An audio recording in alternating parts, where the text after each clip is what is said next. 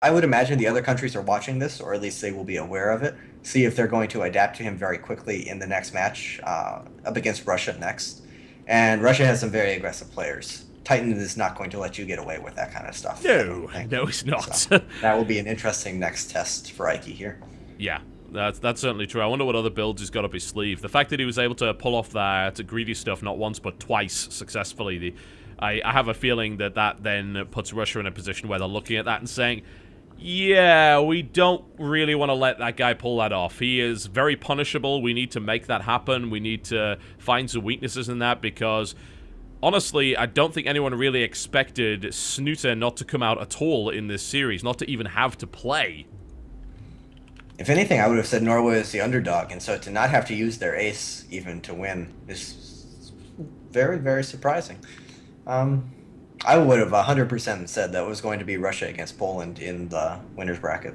That would have made sense, wouldn't it? But now we're actually going to see Norway against Russia, which is going to be a little bit interesting. We're going to hold it to the interview, and we're actually going to do it with the MVP of the match that was very clearly Ike. So I think this is the first time most of you are ever going to get to hear from him.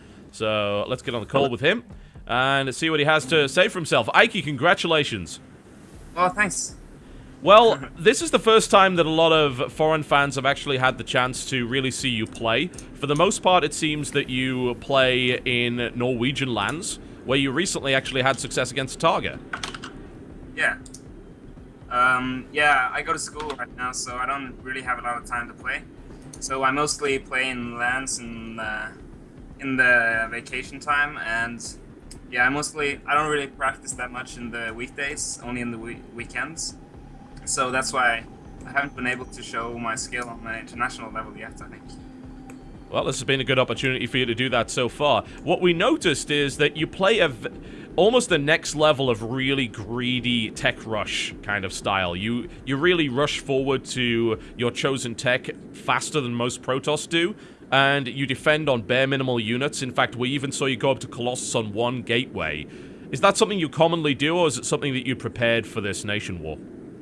It's what I do normally. I have a really well prepared build that I've practiced a lot, so I'm confident in holding anything with it, especially the PvT build. The PvP is kind of random, so I'm good against some builds and bad against others, but the PvT build, even though it looks really scary, as long as I scout well and react perfectly, I can hold anything. And then I'm far ahead, like in that game versus Dystar, I had Colossus before he had even a starport, so I was so far ahead at that point, and I just had to play safe to take the win.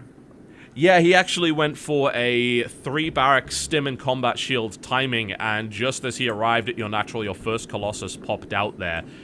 Did you have any inkling of what he was actually doing, or was that just kind of a bit of a lucky build order result from you? No, what happened was when I got to his main with my observer, I saw the 3 barracks, I saw the late factory, I basically saw everything. So what I did was I immediately chrono boosted out Zealots. Colossus, I mean. So I spent all my chrono boost on Colossus, and also worked in an additional sentry and Zealots compared to what I usually do. So I was really well prepared. So yeah, that went really well. Yeah, it absolutely did. It went as well as you could have possibly expected. I can't even recall if you actually lost a single unit in that fight. I don't think you did. So maybe like a sentry or a Zealot, something like that. Yeah, something like that. You lost maybe one gateway unit at the most, and Dystar took a crippling loss in that respect. So that was really well executed, and of course, I don't know what anyone really expected against Mana, but you pulled that off really well. Mana started off with Dark Templar. He was actually very late with these Dark Templar, because he delayed his pylon and his gateway, so that didn't really line up with his Dark Shrine finishing there, but you deflected that very easily. He did a little bit of cute Immortal drop harass, which I liked. He was able to disable some of your upgrades for a little while, but you came back with a very, very Colossus-heavy attack, which dealt with his army really well. And I think that a lot of people were very impressed by that, so very well done. We're going to be going into your next match against Russia, and I'm going to ask your opinions on going up against Russia here, because a lot of people would have said, oh, Poland beats Norway easily. Apparently not. But now you go up against Russia, who 3-0'd Spain. So what do you feel about going up against that lineup? Well, it's going to be really difficult. Titan is really, really good, and they also have Happy, and I don't know who the last player is, but it's a really solid team. So, yeah, it's going to be tough, but I think we can do it after what we showed here. Yeah, That was a bit of an upset, I think, for a lot of people. So you guys really pulled that one off. Ike, congratulations. Are there any shout-outs you'd like to give to the fans, the team sponsors, or anything like that before we wrap this interview up? Yeah, thanks for everyone who's tuning in. It's amazing to have so many viewers on a Nation War. It's amazing to play in one. I also want to shout out to my team, Carnage Esports. They've supported me a lot and helped with practice. So yeah, thanks to everyone who's watching. All right, Ike, congratulations on your 2-kill here up against Poland, and we look forward to seeing you in the next match. Thanks. All right, there you go, folks. Words from the MVP Ike there, who played extremely well, very unexpected, and also stated that that was very much a build that he actually does a lot. And the Colossus timing there from him was deliberate after scouting those 3 barracks. So, well, there's a build that might become a little bit popular, and oh god, I hope that it doesn't become popular. I don't know. To be fair, Protosses just in general, especially in the PvT matchup, have just been so absurdly greedy. Because I completely believe him when he says that's just a very well worked out, well timed out build, that he has experience against everything. Because with good force field usage, good mothership core usage, you can hold off pretty much anything except for a really heavy mass bio attack. Yeah. And that can only come so quickly. Because if you have that much stuff, you really want to have stim and combat shields with it. Otherwise, your Marines are they just kind of fall apart and they're not really worth the investment.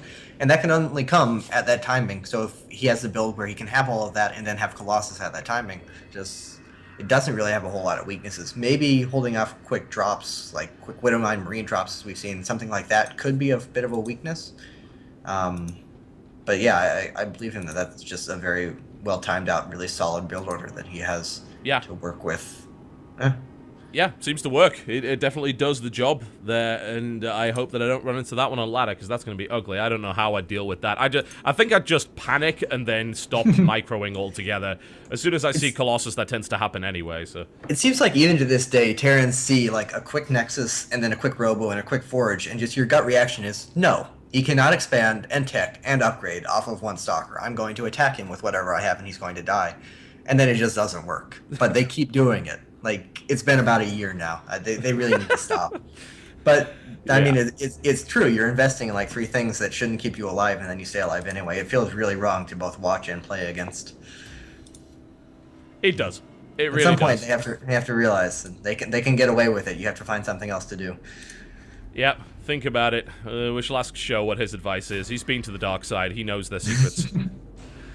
Alright, well, we will be going into the next match as soon as we have that available for you. We may be getting on the call with Pomfetude and having a little bit of an update and a debrief on what's gone down so far. Bearing in mind we are in a dual tournament format, which means that the winners match, which will determine who goes on to the playoffs in day 3, will be played between Russia and Norway.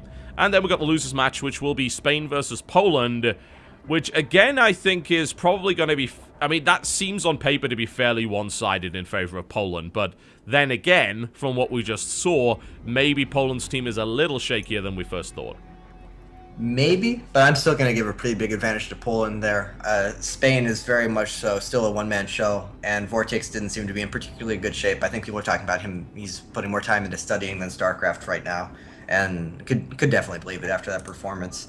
And Poland...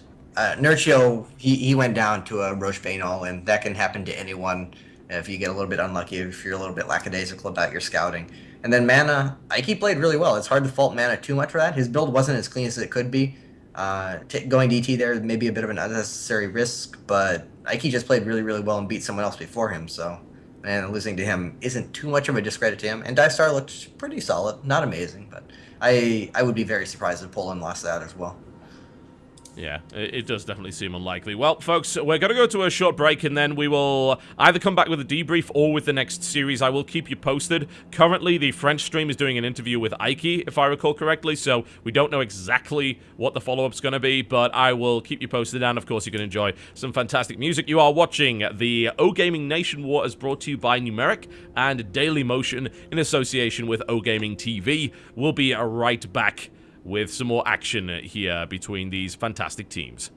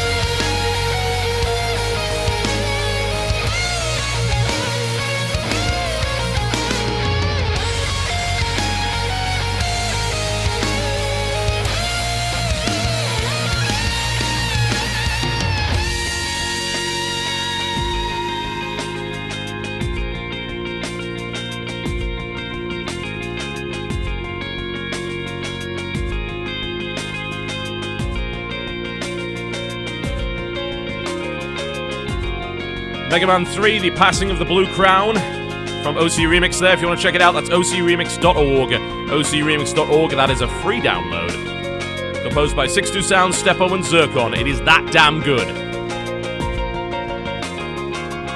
We'll be back at 1:30 with a debrief with Pomfetude, and then more from the Nation Wars.